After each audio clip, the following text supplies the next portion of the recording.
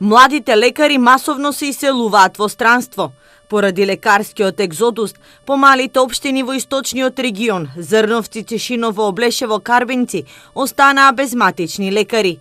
Речиси секој студент на медицински науки паралелно со студиите изучува и германски јазик.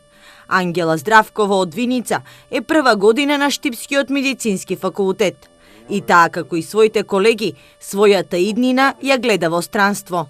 Од наредната година планира да започне со напреден курс по германски јазик. Најчесто сакаат да одат заради тоа што не им се допаѓаат условите тука и како се одвива здравствениот систем тука, како од финансиска гледна точка, така и од сите други условите за работа и се друго во државните институции.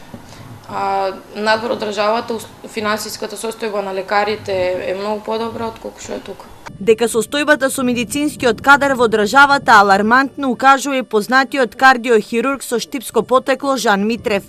Тој е еден од малкуте лекари кој својот лекарски ангажман го започна во Германија, но потоа реши да се врати во Македонија. За да се задржат младите лекари, треба да се направи итна реконструкција на системот, алармира Митрев. Тоа остана на исти основи и на исти принципи како што беше и во бивша Југославија. Тогаш нормално дека сето тоа не е адекватно, нити е прилагодено на новите услови и затоа е такво како што е. Според официјалните податоци на Лекарската комора, само во првите 10 месеци од минатата година 170 лекари ја напуштиле државата, што значи дека месечно по 17 лекари си заминуваат од државата.